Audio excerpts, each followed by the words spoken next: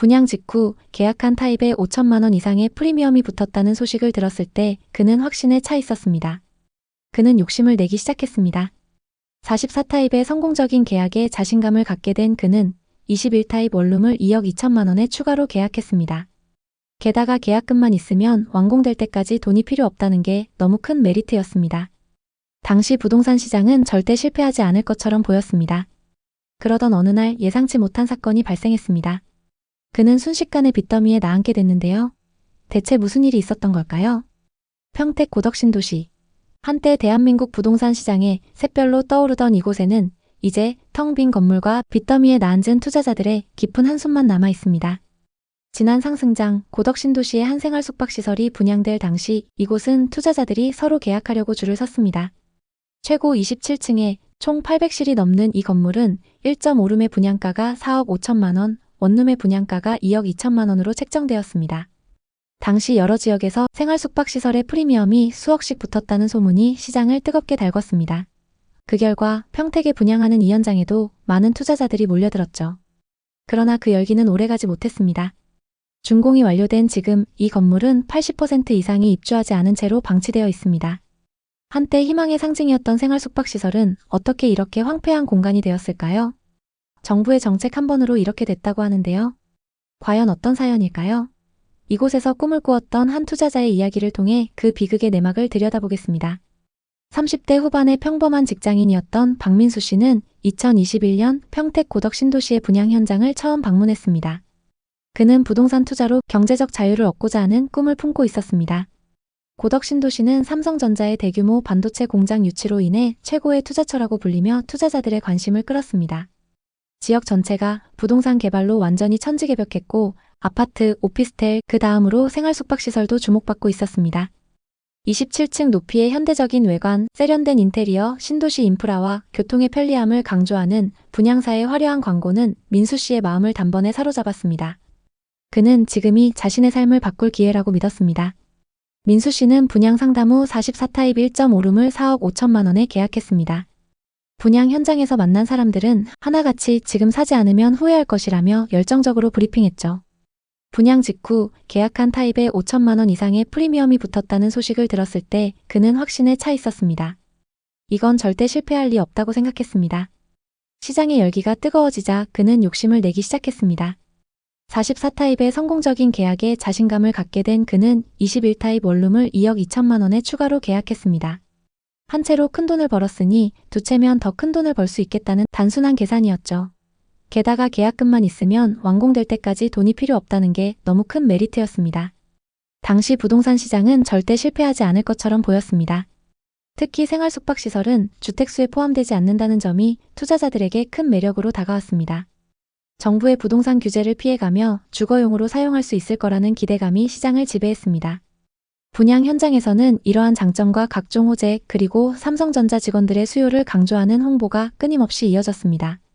민수 씨는 서울과 수원, 송도 그리고 속초와 부산 등의 여러 성공 사례를 검색하며 희망을 품었습니다. 다른 곳들처럼 생활 숙박시설이라 해도 다들 거주하고 있으니 큰 문제가 없을 거라고 믿었습니다. 주거용과 숙박용.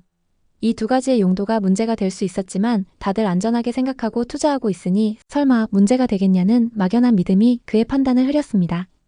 그러던 어느 날 부동산 시장에 예상치 못한 폭풍이 몰아쳤습니다. 당시 정부에서 발표한 새로운 규제가 시장의 판도를 완전히 바꿔놓았습니다. 생활 숙박시설은 반드시 숙박 용도로만 사용해야 하며 이를 위반할 경우 엄청난 금액의 벌금을 부과한다는 규제가 생겼습니다. 이 규제는 평택 고덕 신도시뿐만 아니라 전국의 모든 생활 숙박시설 투자자들에게 치명적인 타격을 입혔습니다. 민수 씨는 분위기가 완전히 바뀌었다고 느꼈습니다. 가격이 중요한 것이 아니었습니다. 거래 자체가 아예 멈춰버렸고 그는 예상치 못한 상황에 당황했습니다. 주거용으로 사용할 수 있을 거라던 기대는 산산이 부서졌습니다. 매수 의향이 있던 사람들은 하나둘씩 자취를 감췄고 시장은 급속도로 얼어붙었습니다. 44타입 매물은 이제 3억대에도 거래가 되지 않았습니다. 원래 분양가 4억 5천만 원에서 1억 넘게 손실이 발생한 셈입니다. 21타입 원룸 역시 마찬가지였습니다. 수익은커녕 마이너스 프리미엄 상태로 전락했습니다.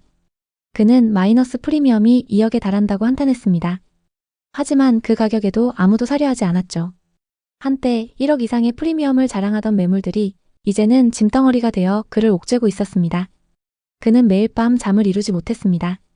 왜 그때 욕심을 부렸을까 라는 후회가 그의 머릿속을 떠나지 않았습니다. 문제는 단순히 가치 하락에 그치지 않았습니다. 준공이 완료된 지금 민수 씨는 중도금 대출 이자와 연체 이자로 인해 점점 더 깊은 수렁으로 빠져들고 있습니다. 두 개의 타입에 대한 중도금 대출 이자는 4천만 원을 훌쩍 넘겼습니다. 그가 보유한 두 개의 매물로 인해 쌓인 빚은 수억에 달합니다. 이 엄청난 금액은 그의 삶을 송두리째 흔들었습니다. 그는 이자를 내느라 돈이 바닥났다고 한탄했습니다. 이제는 관리비도 내지 못하고 있습니다. 관리비만 한 달에 수십만 원이 부과된다는 사실에 그는 더욱 절망했습니다. 텅 빈 건물, 쌓여가는 빚, 그리고 희망 없는 미래만이 그를 기다리고 있었습니다. 그는 이 모든 것이 악몽 같다고 느꼈습니다. 한때 그의 꿈을 설레게 했던 생활 숙박시설은 이제 그의 어깨를 짓누르는 무거운 짐이 되었습니다. 민수 씨를 포함한 수분양자들은 시행사를 상대로 집단 소송을 준비했습니다. 그들은 분양 당시 주거용으로 사용할 수 있을 거라는 홍보가 오해를 불러일으켰다고 주장했습니다. 하지만 시행사는 생활 숙박시설이라고 명확히 공지했고 확약서도 받았다며 책임을 회피했습니다. 또 시행사도 정부 정책 때문에 곤란한 상황에 놓인 피해자라고 했습니다. 법적으로도 수분양자들의 승소 가능성은 희박해 보였습니다. 확약서에는 분명히 생활 숙박시설이라는 용도가 명시되어 있었고 계약자들은 이를 인지하고 서명했습니다. 하지만 그들은 분양 당시의 분위기와 홍보에 비추어 주거용으로도 충분히 가능하다고 믿었습니다. 현재 해당 생숙은 오피스텔로 용도 변경을 추진 중입니다. 빠르면 올해 말쯤 용도 변경이 완료될 가능성이 있지만 시장의 인식은 이미 망한 현장으로 굳어졌습니다. 금융권에서도 이곳을 위험 자산으로 간주하며 대출을 꺼리고 있습니다. 민수 씨는 용도 변경이 된다 해도 기대했던 만큼 가치가 오르지 않을 것이라고 회의적이었습니다. 이미 이미지 타격이 너무 크기 때문에 누가 여기 투자하려고 하겠냐며 그는 냉소적으로 말했습니다. 그는 뉴스에서도 이 현장이 망했다고 언급된 것을 본 적이 있다고 털어놓았습니다. 그는 한때 친구들 사이에서 부동산 투자로 성공한 사람으로 주목받았습니다. 44타입 계약하고 프리미엄 1억 원이 붙었다는 소식을 들었을 때 그는 벼락부자가 된 기분이었다고 회상했습니다. 친구들은 그를 부러워했고 그는 자랑스러웠습니다. 하지만 이제 그는 그때의 기억을 떠올리는 것조차 고통스럽습니다. 그는 부끄러워서 누구에게도 이 상황을 말하지 못한다고 고백했습니다. 그는 과거로 돌아갈 수 있다면 절대 이 투자를 하지 않았을 것이라고 단언했습니다. 부동산은 무조건 오른다는 생각이 잘못이었다고, 이렇게 내려갈 수도 있다는 것을 뼈저리게 깨달았다고 그는 한숨을 쉬었습니다. 시간을 되돌리고 싶다는 말과 함께 정부와 시행사에 바라는 점을 조심스레 꺼냈습니다. 생활 숙박시설과 오피스텔을 명확히 구분해 계약자들이 헷갈리지 않도록 해달라고. 정부 정책이 이렇게 왔다 갔다 하면 자신 같은 사람들이 피해를 본다고 호소했습니다. 확실한 정책을 세워달라고 그는 간곡히 요청했습니다. 정부의 갑작스러운 정책 변화가 이 모든 비극의 시작이었다고 한탄했습니다. 정책이 이렇게 바뀌지만 않았어도 자신 같은 사람들이 이렇게까지 망하지는 않았을 것이라고 그는 분노와 체념이 뒤섞인 목소리로 계속 말했습니다. 평택 고덕신도시에 위치한 이 생활 숙박시설은 단순한 부동산 실패 사례가 아닙니다.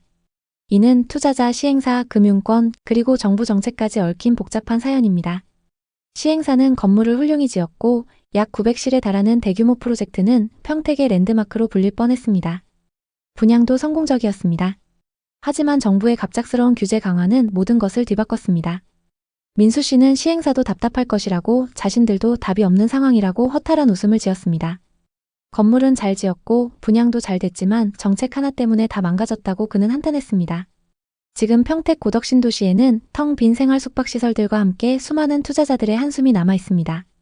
한때 부동산 투자는 부자가 되는 지름길로 여겨졌습니다. 민수 씨도 그 꿈에 매료되었던 사람 중 하나였습니다.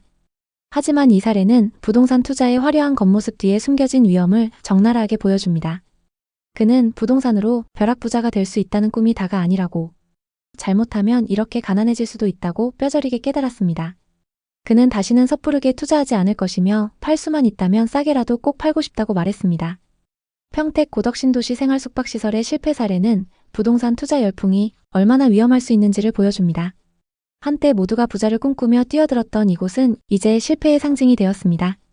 민수 씨와 같은 투자자들은 정부 정책의 변화, 시장의 변동성, 그리고 잘못된 낙관주의가 어떻게 삶을 송두리째 흔들 수 있는지를 뼈저리게 체험했습니다. 이 이야기는 단순히 개인의 실패담이 아닙니다.